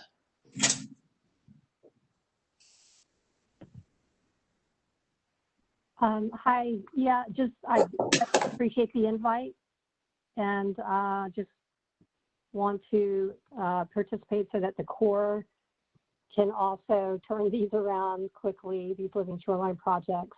So I appreciate you including us. Thanks for coming in, Nancy. And if you have guidance you already have from the perspective of the Corps that we need to make sure we keep in mind, which is what we were talking about earlier on, we would love to see it so that we're not recommending something that is going to make your regulators' lives difficult. So we want to try and keep this as streamlined as possible. So if you can provide anything that we need to see, that would be great. Okay, that sounds good. I wasn't able to join until late, so I'll look at your notes and also provide you with what we're doing now too. Thanks. Thank you. All right, so I've run through all the names that I have There's still 4 or 5 anonymous call-in users. I did see a comment where you might be able to unmute yourselves by either pressing your mute button on your phone or pressing *6. So if you just want to give that a try real quick, and see if there's anything you want to add. Otherwise, I that's say just if they're if they're muted like on their actual phone, you'll still have to unmute them in the WebEx. I gotcha. Okay. What we can do is let's unmute everybody and ask if you don't have something to say, please mute yourself if you're listening. All right, I'll try it one more time then. Unmuting everybody. Self, have anything to say?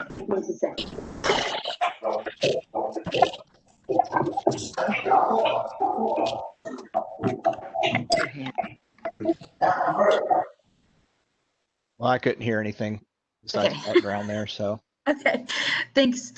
Okay, so we're getting close to the end. So I'll try, we covered a lot of these bases and I knew that we would. Just really quick, other best management practices to consider. So one of the big comments I've been getting is people have been asking us to talk about Fleximat or Fleximat type structures.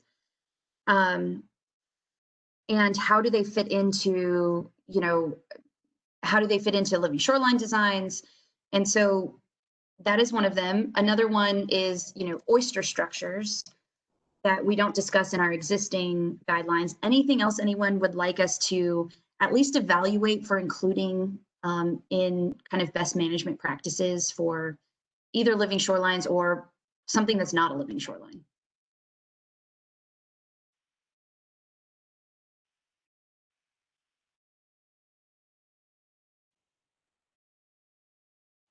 All right. Hey, Rich, this is Seamus again. One of the issues, one of the things I think, and I don't know if it's ever mandated on the BIMS drawing, but actually size of stone on sills. Yes. I think I've missed it on a few applications, and some of the stone has been undersized, and which gets moved on storm events. Yeah, and we have 2 existing guidelines. I don't even think one of them are actually available on our website. I may be wrong, but we have a best management practice guideline that talks about stone size, which is based off of VDOT. And VDOT has all of that science. So that would be something simple to include in that, in the guidelines. Yep. And then speaking on Dave's point, which he said about kind of different opinions on sites, and I've run onto this myself, and I always try to coordinate on-site meetings. A lot of times Cs would be brought in after the fact, maybe possibly when a resident doesn't like an answer. But I try to coordinate where possible with the Corps, always with the VMRC rep to do a site visit. So we're kind of pinging ideas off each other when you're looking at the site and looking at all the variables that we discussed of, is this site suitable for a living shoreline?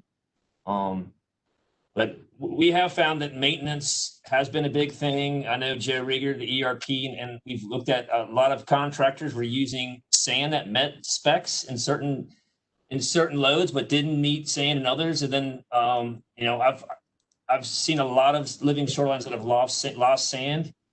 And we're actually specifying now a very specific sand that is sold, which is more heavy grain sand that's sold by one contractor here or one plant here, just because their sand is working. So a lot of the failures that we have seen are people utilizing a cheaper sand, which meets some specs that were on there, which is basically a kind of a clean wash sand, a mason sand.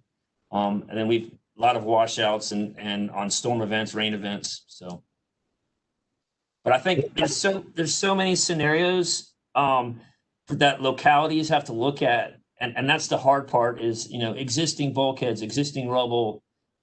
What happens when someone wants to just when he has 10 feet of 100-foot bulkhead that has failed, and he just wants to come in and do the same alignment of the bulkhead, or so that there's so many things that this guidelines are going to have to address, and that's going to be the hard part is because every site is different. But trying to capture existing conditions, that sort of thing. Yeah, thanks. No problem. I would second Seamus's comment about the sand. One thing that we noticed is we were using a finer grain sand. That's a typical sand that we've been using, and we'll lose some sand out of it. So you lose elevation, and then the plants struggle. This coarser material seems not to move at all, and you don't have a lot of material moving off site. So that spec, we have it, and I know Seamus has it, but you might even put it in the guidelines as a preferred type of sand. And then also, you might want to put, I don't know if you want to put core logs in here just as the best management practice also to consider. Oh yeah, definitely. Thank you.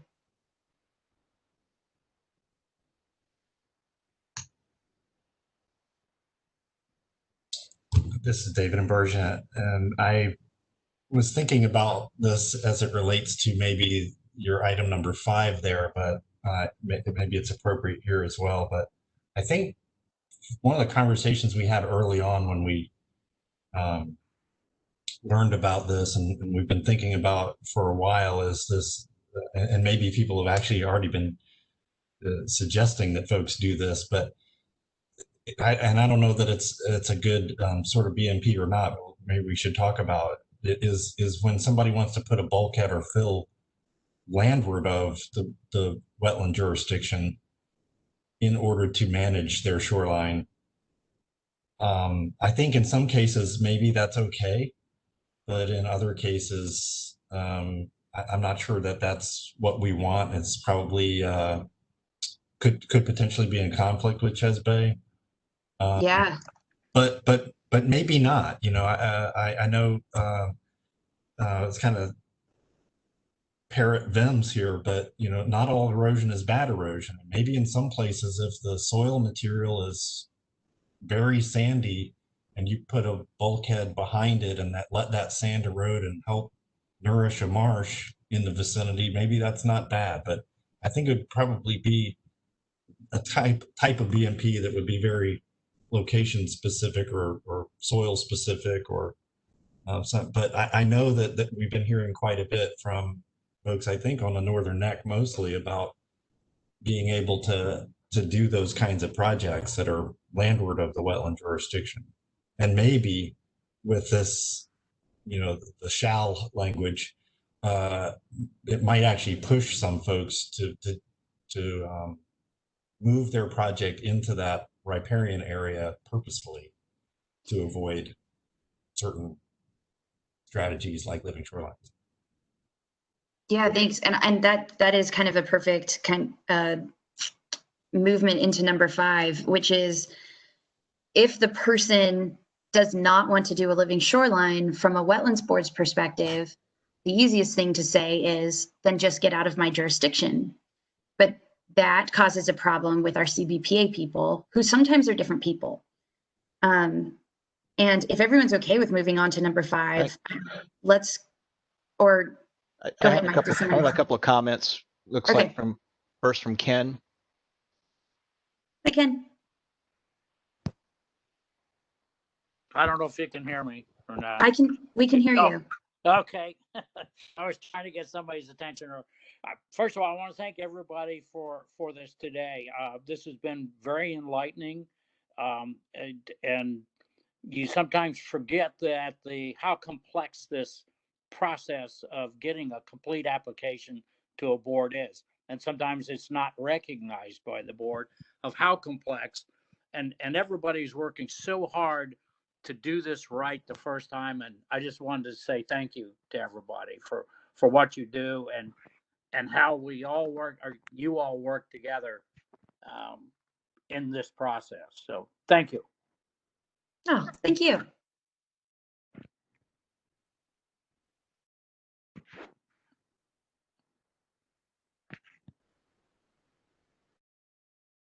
Anybody else?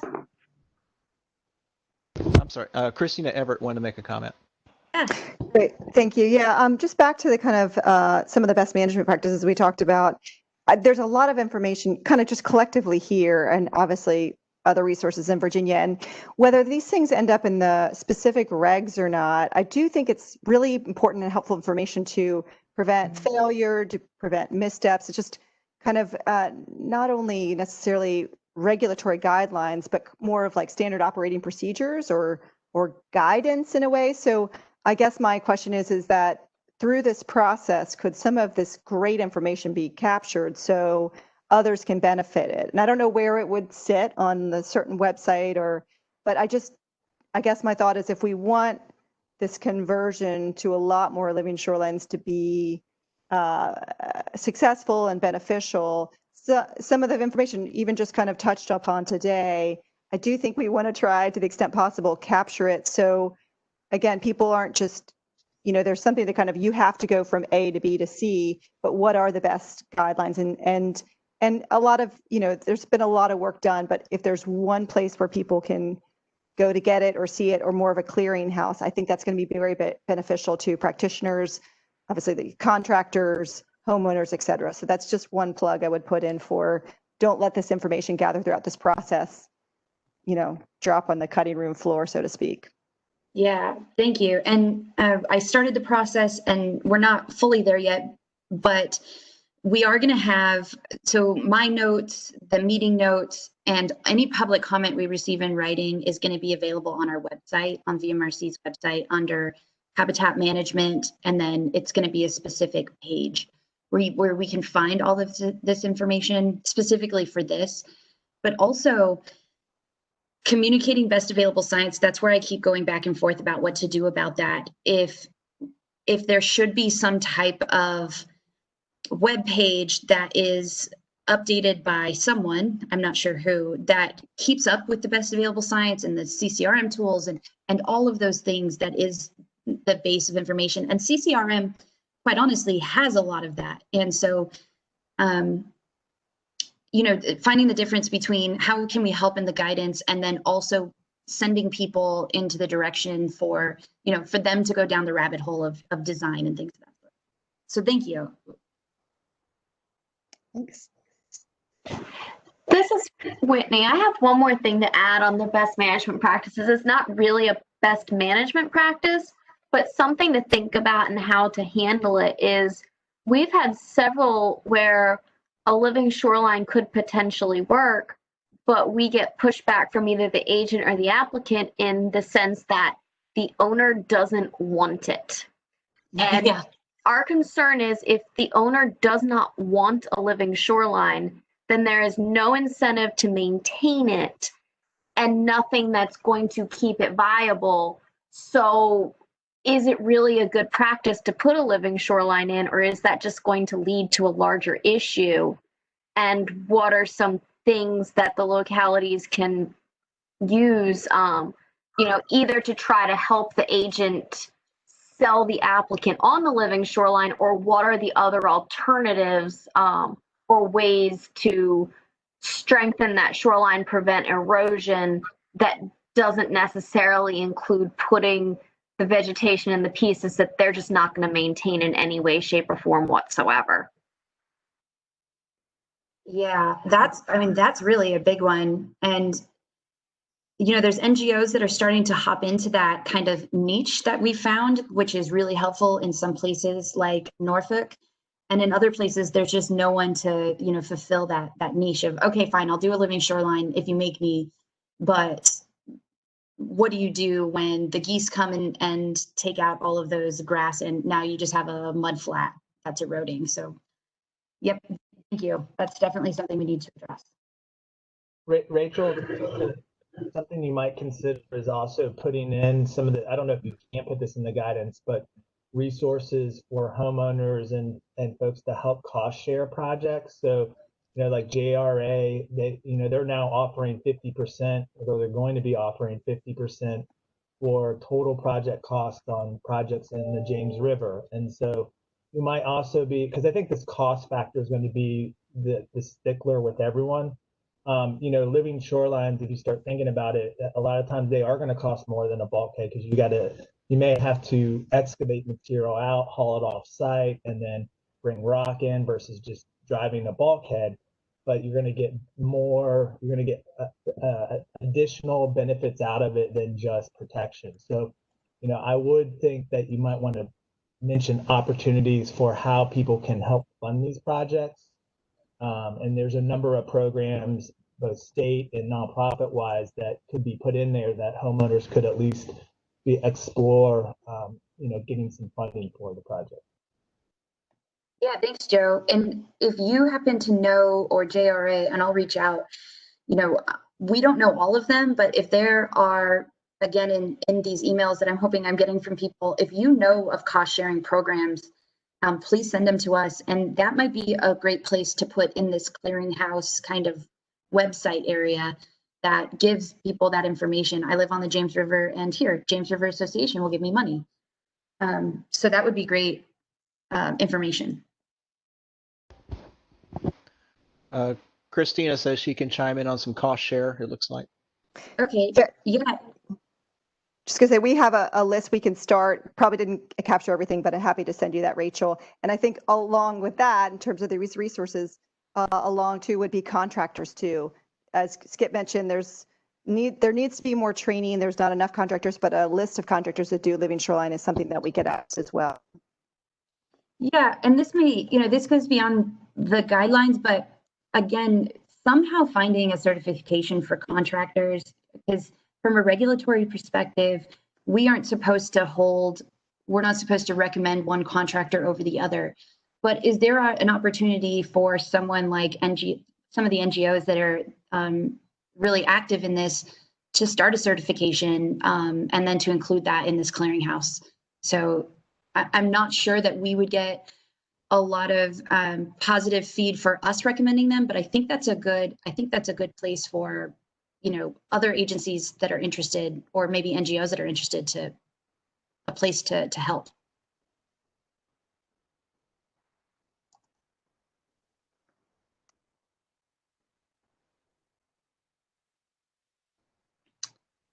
Okay. Anyone else for BMPs?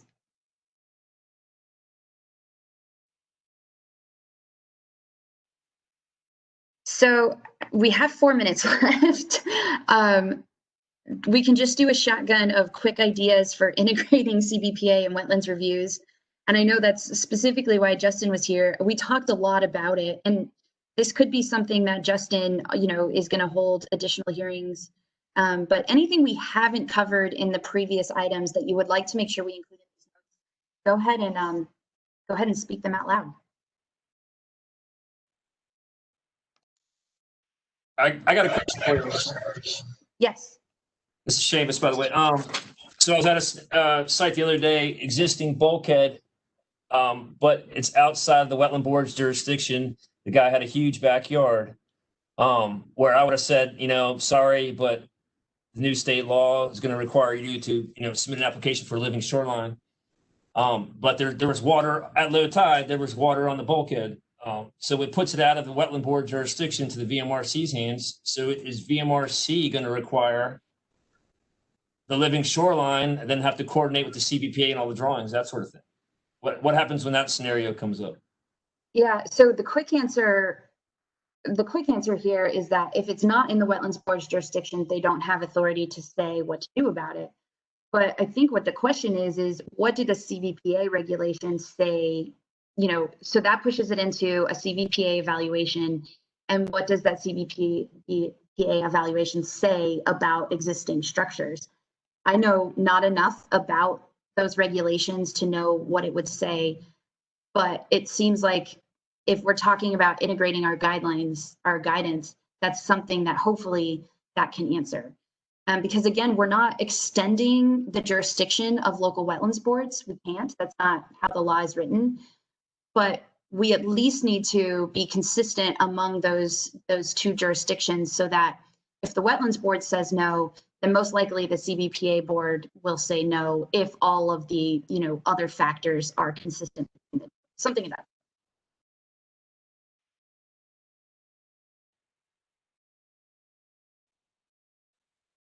I don't know if that answered you, Seamus, but those are my thoughts. No, I'm just wondering if the Wetland Board NPNs it because it's out of their jurisdiction, the VMRC would have to step in and say you have to do a living shoreline according to state law. So as long as it meets CBPA guidelines, then so VMRC would have to push that through as a living shoreline, then coordinate because it would be out of the Wetland Board's hands and Wetland Board staff's hands.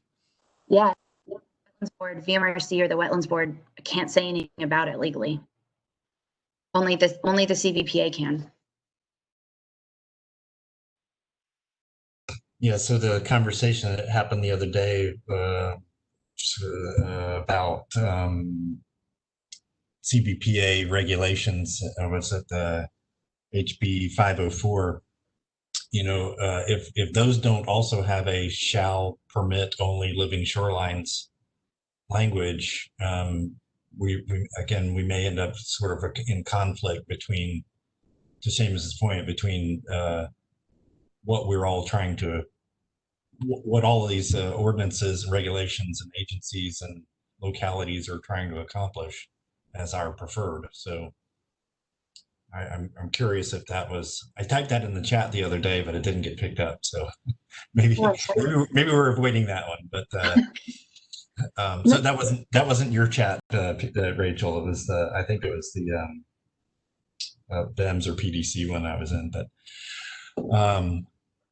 anyways, that's probably a sticky one. But if that's where we're going,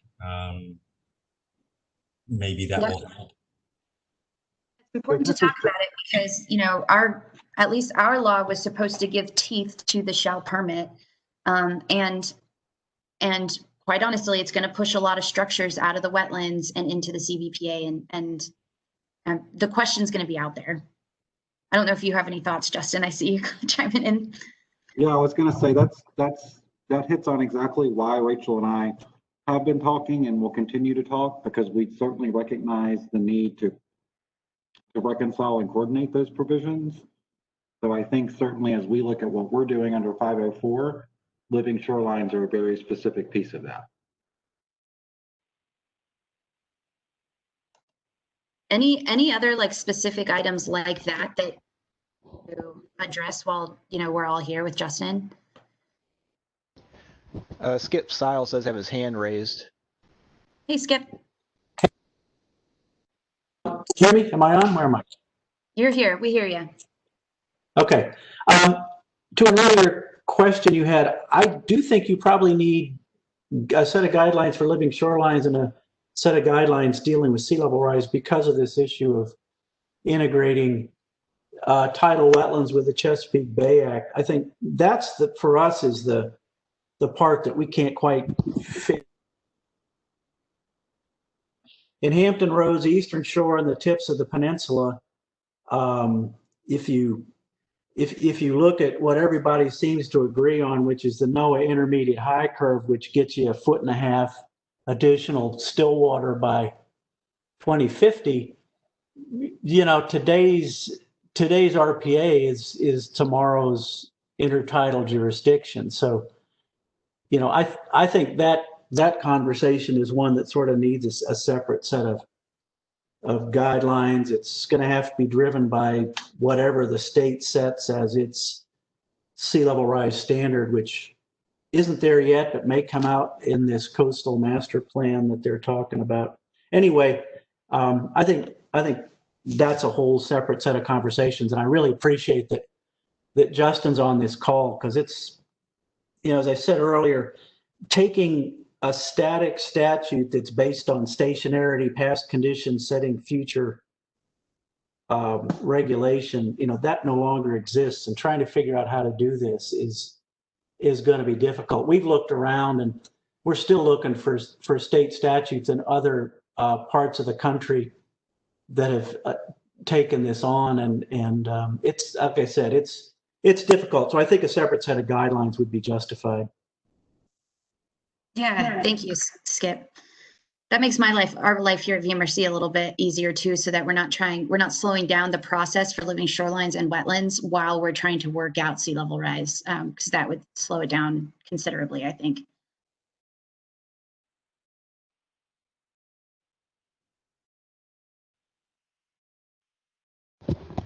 I did send you a couple more comments, Rachel, about looks like funding opportunities through DMME and Division. Okay, thank you. And then also somebody asked, Mike Wilson asked about the AG's opinion on replacing existing bulkheads.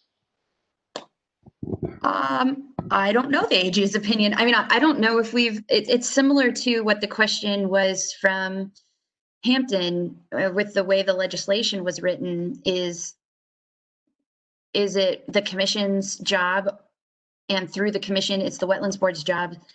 Those are two things that I will recommend that we ask for legal counsel on. Let me make a note on that. I've unmuted Mike if you want to follow up on that. I appreciate that. We had a case here recently where a living shoreline would have been a perfect solution to put in place, but they were replacing an existing failing bulkhead, and contractor got pretty ugly with us when we suggested that they try a living shoreline approach, and threw this 1984 opinion right back in our face. And our BMRC representative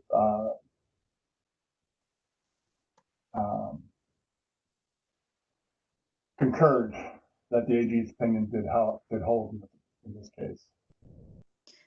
And I think so I'm just wondering if there's a chance to not relook at old opinions like that seem to fly in the face of current thinking. That's all.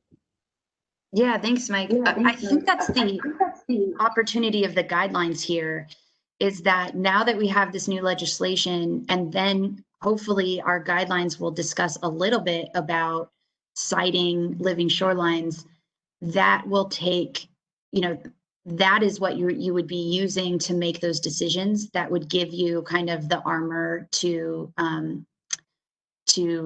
recommend living shorelines in that case. So that's why these guidelines are so important for specific things like that. But I will ask about the AG opinion and get back to you as well. Yeah, it might be an opportunity to update the AG opinion generally. That, it's in the guidance, we have this sort of section about all these different cases that are, as the point there about being 1984, is there maybe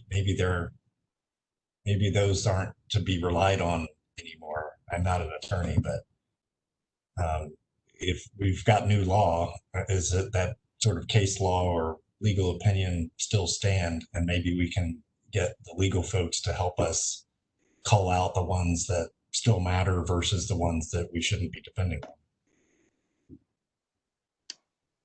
Yeah, I think that's a great idea. It is always helpful to have lawyers talk you through things sometimes.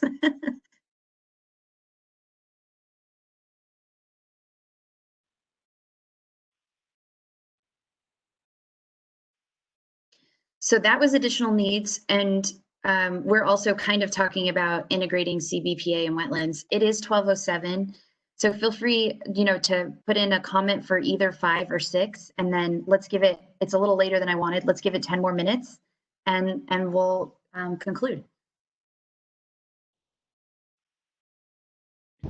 I guess I misrepresented Kenny's comments about DMME. I guess he's looking to see if there is a state program to help unfund that, but I'm going to mute him so he can expand upon his thought a little bit. Okay, thanks. Hi, can you guys hear me? Yeah. Okay, great.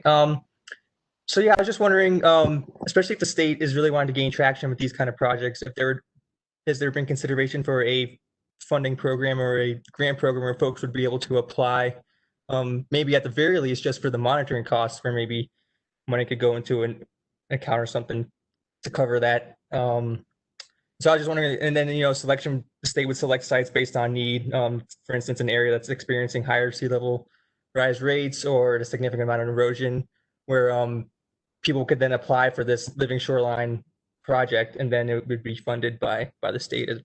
And I've mentioned DMME because they have a program, the Mineland Reclamation Program, where that is a thing where folks can generally based on, a safety issue where they can apply and receive funding from the state to reclaim the land and handle those issues. That's really, could you send me the link on that information? There has been some chats on the Middle Peninsula on those type of things, and I don't know a lot about them. Probably someone on here. I know the Middle Peninsula Planning District Committee has come up with some kind of creative funding ideas. I also think it's kind of a niche that some of the NGOs can start fitting into for like long-term maintenance and things that they could probably provide a service.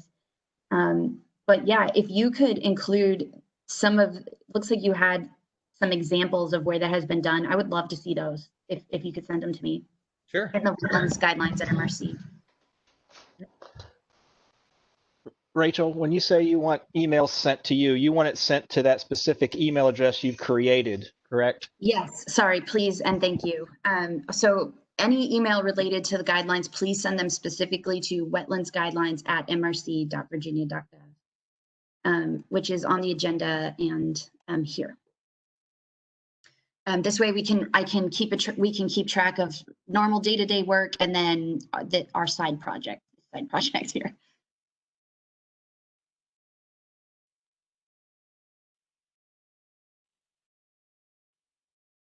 Okay, anyone else that would like to chime in about integrating CBPA or just anything else that you need from us?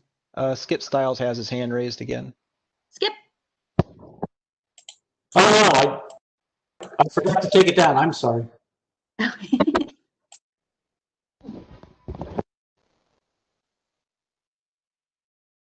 right, well, I don't see any other requests on my chat boards or raised hands. Okay. Well, again, thanks everybody for logging in and for the great conversation. Sorry about some of the hiccups in the beginning. I will learn from those mistakes and make sure that I am cognizant of capitalizations for logging in.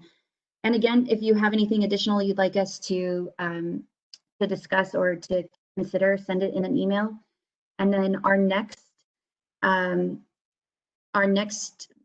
guideline workshop will be on, let me send it all. Will be on September 9th at 10 a.m. And this one will be more specific to how do you want the minimum standards to be written? So I'm really looking for, this is what it should say specifically. And love to have you there, and we'll be inviting panelists relatively soon. So that covers it. And again, thank you.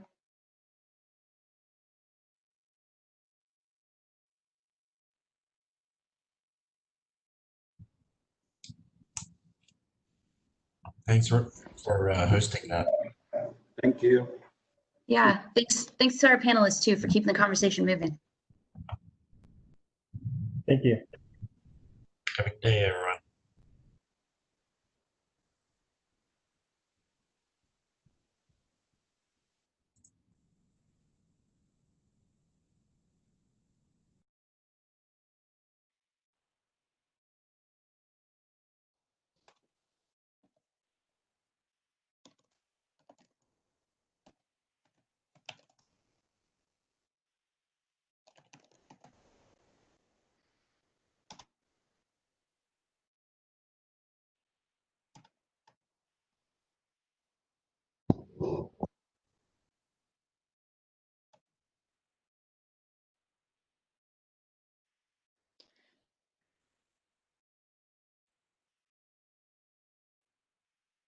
All right, so I think, Mike, before we end this, we want to get a participant list, right? Ugh. I think if Summers is still on. Yes, I'm here. Oh, Yeah, thanks, Summers.